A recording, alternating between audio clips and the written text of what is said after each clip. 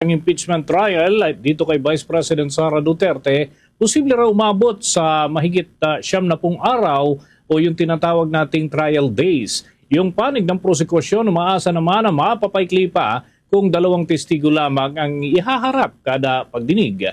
Alamin natin ang mga update mula kay Bombo Angelo Ganan. Bombo Dennis, Bombo Ever sa ating patuloy na pag-antabay dito sa Senado. Maaaring umabot umano sa 92 trial days ang presentasyon ng mga ebidensya sa impeachment trial ni Vice President Sara Duterte.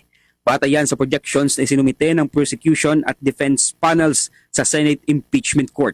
Ayon kay Senate Secretary at Clerk of Court Attorney Renato Bantug Jr., tinaya ng House Prosecution Panel na mga kailangan nito ng 62 trial days upang maipresenta ang kanilang ebidensya, habang 30 trial days naman ang hinihingi ng kampo ng depensa.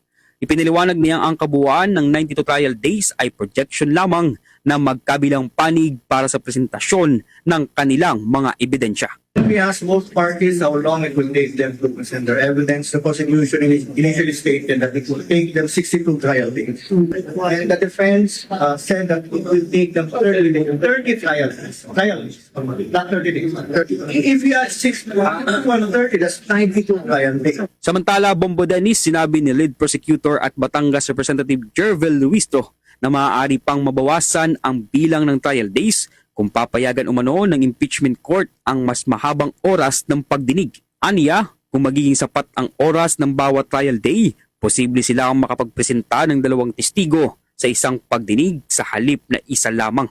Ngunit nilinaw ni Luistro na nasa impeachment court pa rin ang desisyon kung ano ang susundin nilang trial days at ipinapaubayan na aniya ng kanilang panig sa korte kung ano ang magiging hakbang ukol sa proseso ng paglilitis. We also inquired kung gaano ba katagal ang magiging proceedings during the trial.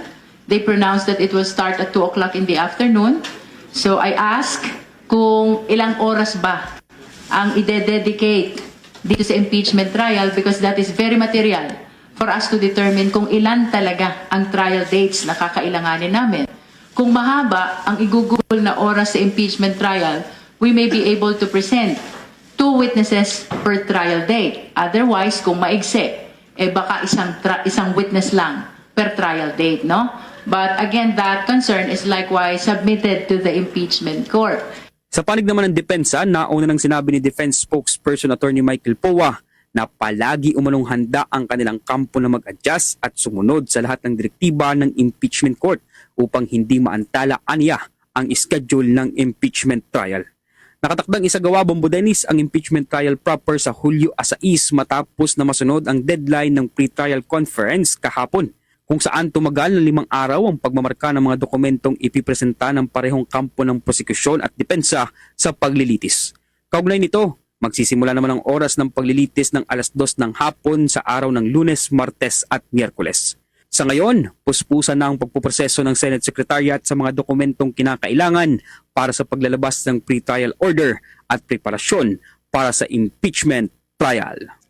Para sa Bombo Network News, ako si Bombo Angelo Ganan, and this is Bombo Radio Philippines, the #1 and most trusted source of news and information.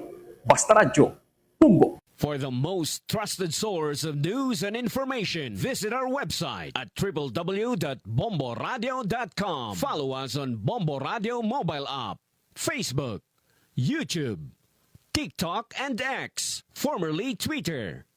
Like, share, and stay connected. Anytime, anywhere.